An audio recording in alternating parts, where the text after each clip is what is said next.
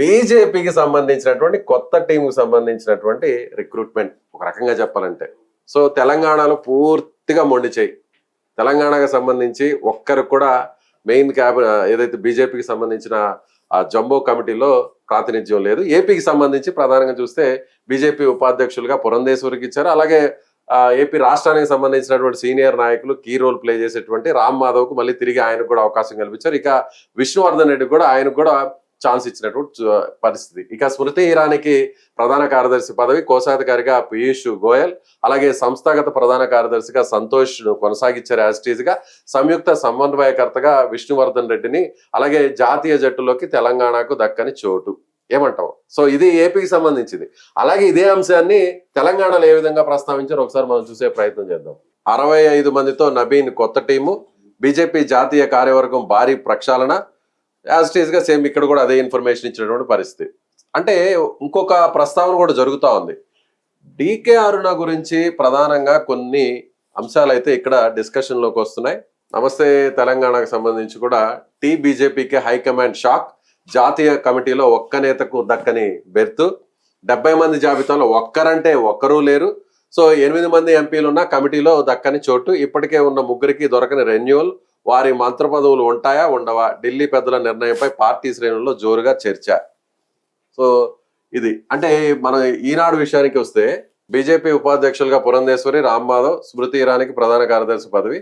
అంటే ముఖ్యంగా ఈ డిస్కషన్ ఎందుకు నడుస్తుంది అనుకోవచ్చు?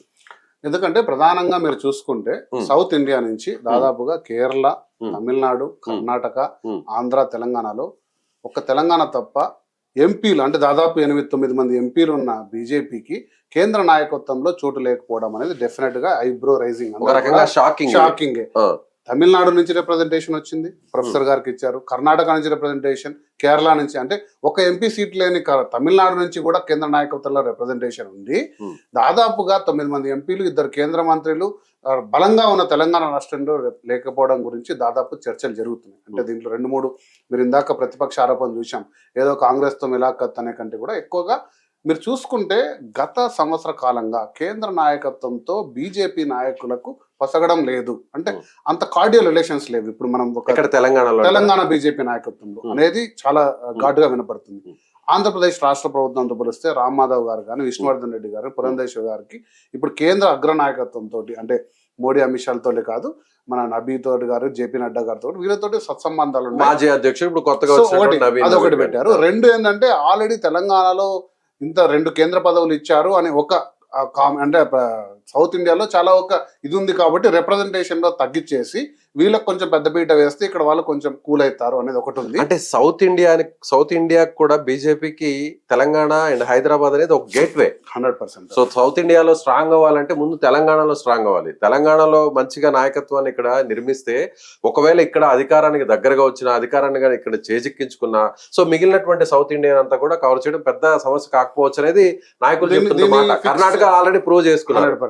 సో ఇప్పుడు మనం అనుకుంటున్నట్టుగా అరుణ లక్ష్మణ్ అవుట్ అంటే ఏంటి నిర్ణయం? ఈ సంకేతం ఏంటనేది బీజేపీ అగ్రనాయకత్వం డెఫినెట్ గా ప్రజలందరూ కూడా దీన్ని చూస్తున్నారు. రాబో ఎన్నికలు ఉన్నాయి. బీజేపీ తెలంగాణలో డెఫినెట్ గా అధికారం పొందడానికి చాలా ప్రయత్నాలు చేస్తుంది. అటువంటి టైంలో ఈ కీలకమైన మార్పు అనేది ప్రజలు కూడా అర్థం చేసుకోలేకున్నారు. ఎందుకు అంటే, ఒకటి 2014 తెలంగాణ ఫామ్ అయినప్పటి నుంచి కేంద్ర నాయకత్వంలో బీజేపీ స్థానం లేకపోవడం ఇదే ఫస్ట్. సో డికేఆర్ నగర్ ఉపాధ్యక్షులుగా ఉన్నారు, అంతకుముందు లక్ష్మణ్ గారు ఉన్నారు, కిషన్ రెడ్డి గారు ఉన్నారు, బండి సంజయ్ గారు మన సెక్రటరీగా చేశారు. ఇది ఫస్ట్ టైం. ఇది ఎందుకు జరిగిందనేది చూడాలి. లేదా ఇంకా కొద్దిగా పెద్ద పదవులు ఏమైనా ఇవ్వబోతున్నారా డికేఆర్ గారికి? మీరు అంటున్నట్టు మంత్రివర్గంలో స్థానం రాబోతుందా?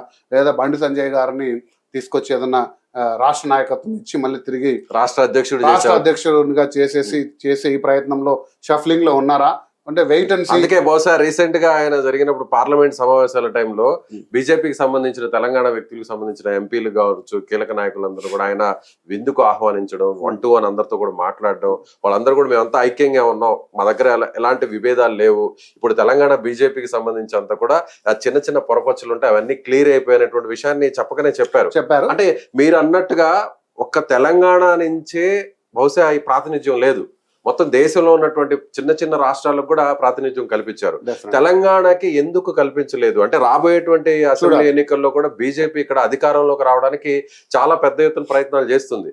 అంటే మీరు అన్నట్టుగా మనం దీన్ని ఒక రకమైన ముందుంది ఇంకా ఫెస్టివల్ అనుకోవచ్చా? ఇందులో ఇంకోటి ఏంటంటే, ఇందులో ఒకటి మనం గమనించాల్సిన అంశం ఏంటంటే, పూర్తిగా ఇది నవీన్ గారి నాయకత్వంలో జరిగింది. అంటే వారికి అటానమీ ఇచ్చేశారు. అంటే బీజేపీ కేంద్ర నాయకత్వం వేరే, పార్టీ లీడర్షిప్ వేరే. పార్టీ లీడర్షిప్ లో సంస్థాగతంగా ఎవరు అధ్యక్షులుగా ఉండాలి, ఉపాధ్యక్షులుగా ఉండాలి అనే కంప్లీట్ అటానమీ ఇచ్చినందుకు కూడా ఒకటి మనం గమనించాలి.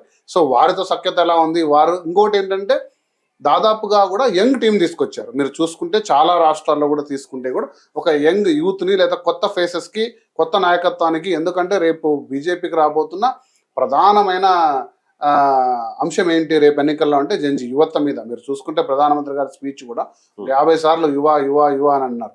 సో బీజేపీకి ఉన్న అతిపెద్ద ఛాలెంజ్ని ఎలా దీన్ని తీసుకోవాలనే ఉద్దేశంలో వెళ్ళారు. బట్ కాకపోతే ఏదైనా కూడా తెలంగాణలో ఇది ఉద్దేశపూర్వకంగా లేదా రేపు పొద్దున ఏదైనా రీసైక్లింగ్ అంటే అంటారు చూసారా, ఆ భాగంలో చేశారా, లేకపోతే నిజంగా నేను అంటున్న మొదట ప్రతిపక్షాలు ఆరోపిస్తున్నట్టు ఇక్కడ నాయకులకు కేంద్ర నాయకత్వానికి కూడా ఒక రకమైన పొసగట్లేదు, లేదా ఇంకోటి ప్రతిపక్షాలు ఆరోపిస్తున్నట్టు ఎక్కడో కాంగ్రెస్కి వీళ్ళకు ఒక రకమైన హ్యాండ్ షేక్ ఉందా అని ఒక రకమైన విమర్శల్లో ఉండొచ్చు. కాకపోతే చూద్దాం మనం, ఎందుకంటే ఒక 2-3 అంశాలు మనం డిస్కస్ చేశాము. బీజేపీలో ఇంకొక సెంట్రల్ టీమ్ లోకి ఇంకొక కేంద్ర మంత్రి రాబోతున్నారు అనేది చూద్దాం. త్వరలో కేంద్ర మంత్రివర్గంలో మార్పులు, అరుణకు ఛాన్స్ అంటూ క్వశ్చన్ మార్క్ ని ఇక్కడ పెట్టి ప్రస్తావించారు. నవీన్ పార్టీ అధ్యక్ష బాధ్యతలు చేపట్టిన 8 నెలలకు కొత్త టీము, అలాగే అన్ని సెల్స్ సంయుక్త ఇన్ఛార్జ్ గా విష్ణువర్ధన్ రెడ్డికి యాజ్ ఇట్ ఈజ్ గా ఆయనకు అన్నింటిలో కూడా అవకాశం కల్పించారు. అలాగే అందులోనూ దక్షిణాదిన ప్రాతినిధ్యం దక్కని ఏకైక రాష్ట్రం తెలంగాణ మనం మాట్లాడుకున్నాం. డెఫినెట్ గా మనం అదే అన్నాం, ఎందుకంటే దక్షిణాదిలో కర్ణాటక తర్వాత సొంతంగా ప్రభుత్వం ఏర్పాటు చేయగల సత్తా కేవలం తెలంగాణలో ఉంది.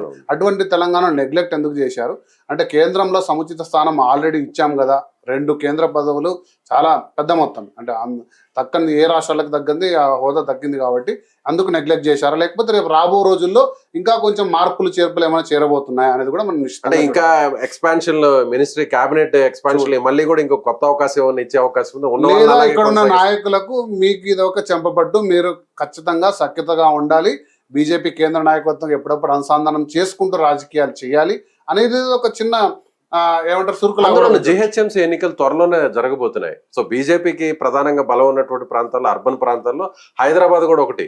సో ఇలాంటి టైంలో ఈ డెసిషన్ అనేది ఏ విధంగా చూడాలంటారు? అంటే నేను చెప్పినట్టు ఆల్రెడీ బీజేపీ ఎప్పుడైనా మీరు అడిగితే 2 సెంట్రల్ మినిస్టర్లు, 9 మంది ఎంపీలు రిప్రజెంటేషన్ ఉన్న బలంగా ఉన్న తెలంగాణ ప్రభుత్వంలో ఈ లీడర్షిప్ లో లేకపోవడం అనేది పెద్ద అంశంగా మేము పరిగణించాము. సంస్థాగత నిర్మాణం అనేది ఎప్పుడు పార్టీ అభివృద్ధికి దీనికి మేము డిఫరెంట్ గా చూస్తాము, ఇది ఇంటర్నల్ వ్యవహారం అని చెప్తారు మనకు. కాకపోతే ప్రజలకు డెఫినెట్ గా ఇది కనబడుతుంది. తెలంగాణలో ఎస్పెషల్లీ కొంచెం ఆత్మగౌరవం నిదానంతో వచ్చిన తెలంగాణ ఎక్కడైనా మనకు అందులో చోటు దక్కకపోతే అది కొంచెం చురుకు ఎక్కువ తగులుతుంది. కాబట్టి బీజేపీ దీన్ని నిశ్చితంగా పరిశీలించుకొని దాన్ని ఫిక్స్ చేసి ఇంకొక సెంట్రల్ మినిస్టర్ యాడ్ చేసినా కూడా జాతీయ నాయకత్వంలో డెఫినెట్ గా పార్టీ నాయకత్వం, అంతర్గత పార్టీ నాయకత్వంలో కూడా తెలంగాణకు చోటు ఇస్తే డెఫినెట్ గా బీజేపీకి మంచిది. అలాగే ఇక తెలంగాణకు సంబంధించినటువంటి అంశం ఇదైతే, ఏపీకి చూస్తే ఇదే బీజేపీలో అంటే రాబోయే రోజుల్లో బీజేపీ మరింత బలపడే అవకాశం ఉందంటారా? డెఫినెట్ గా మనం చూస్తే ఏపీలో, ఎందుకంటే ఎక్స్పీరియన్స్ కి పెద్దపేట వేశారు. రామ్ మాధవ్ గారిని నాకు తెలిసి ఢిల్లీ కోటాలో తీసుకున్న ఉన్నారు. రామ్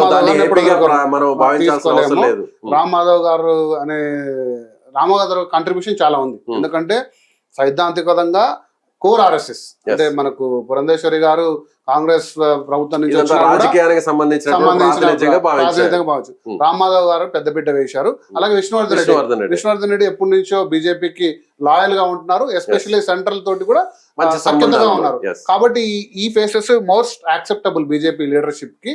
ఇలాంటి ఫేసెస్ ఇప్పుడు తెలంగాణలో కూడా ఐడెంటిఫై చేయాల్సిన అవకాశం డెఫినెట్ గా బీజేపీ పెద్దలపైనే ఉంది. ఎందుకంటే ఇక్కడ ఉన్న వాళ్ళలో ఎవరు కొత్త ఫేసులు కూడా తీసుకురావచ్చు. ఎందుకంటే వీళ్ళెవరు రాజకీయాల వైపు, పురంధేశ్వరి గారు ఎంపీ అయి ఉండొచ్చు, వీళ్ళెవరు రాజకీయాల వైపు అంతగా ఆసక్తి పొందకుండా కేవలం పార్టీ నిర్మాణం వైపే పనిచేస్తున్నారు. రామాధవ్ గారు అయితే ఇక పార్టీ అలాంటి వ్యక్తులను ఐడెంటిఫై చేసి బీజేపీ సంస్థాగతంగా బలపడాలి. అంటే వీళ్ళ యొక్క మెయిన్ ప్రధాన పాత్ర ఎక్కడుందంటే ప్రజల్లో ఎక్కడ మనం ఏది చేస్తే మంచిదని పార్టీకి డైరెక్ట్ గా చెప్పగలగాలి. వీళ్ళు రాజకీయాలు చేయడం, వీళ్ళు కూడా రాజకీయాలు చేస్తే ఇబ్బందుల్లో ఉంటారు. కాబట్టి ఇది ఆంధ్రప్రదేశ్ కి డెఫినెట్ గా మంచి బీజేపీకి ఇది ఏ మేరకు మంచి జరుగుతుందో మనకు తెలియదు, కానీ కేంద్ర బీజేపీకి వీళ్ళు రైట్ మెసెంజర్స్ గా వర్క్ చేసే అవకాశం అయితే ఉంది. తెలంగాణలో కూడా ఇటువంటి ఐడెంటిఫై చేయాల్సిన అవసరం ఉంది. అలాగే పురంధరేశ్వరికి ఒక రకంగా ప్రయారిటీ పెరిగింది అనుకోవచ్చు. అంటే గతంలో కేంద్ర మంత్రిగా పనిచేసినటువంటి వ్యక్తికి సో కేబినెట్ లో అవకాశం కల్పించలేదు, ఎన్టీఆర్ వారసురాలని ఒక రకంగా పరోక్షంగా అవమానించారు అనేటువంటి చర్చ జరిగింది. అంటే అక్కడ కూడా ఇక్కడ ఉన్నటువంటి కూటమిలో ఉన్న తెలుగుదేశం పార్టీ లాబింగ్ చేసి ఆమెకు రానివ్వకుండా అడ్డుకున్నారని రకరకాలుగా ప్రతిపక్షాలకు సంబంధించిన వ్యక్తులంతా కూడా మాట్లాడుతూ వచ్చారు. అయితే ఇప్పుడు మళ్ళీ తిరిగి ఆమెకి వైస్ ప్రెసిడెంట్ గా అవకాశం ఇవ్వడం అంటే సో ఒక రకంగా కేబినెట్ లో ఇంకొచ్చే అవకాశం లేదు, కేబినెట్ లో మార్పులు జరుగుతాయి, ఆమెను కూడా తీసుకొని మళ్ళీ కేబినెట్ లో ఛాన్స్ ఇస్తారు. అది మెయిన్ పాయింట్. మీరు ఎన్నని చెప్పండి, ఎన్ని పార్టీ పదవులు వచ్చినా కూడా ప్రజాప్రతినిధిగా ఒక మంత్రివర్గంలో ఉండే ఆ యొక్క గౌరవం కానీ ఆ యొక్క సంతృప్తి కానీ పార్టీ పదవులతో రావు. అంటే ప్రజాక్షేత్రంలో ఉన్న వాళ్ళకి, ఇప్పుడు రామాధవ్ గారికి మీరు ఎన్ని కేంద్ర మంత్రి పదవులు ఇచ్చినా ఆయన సంస్థాగతంగా ఉండడానికి ఇష్టపడతారు.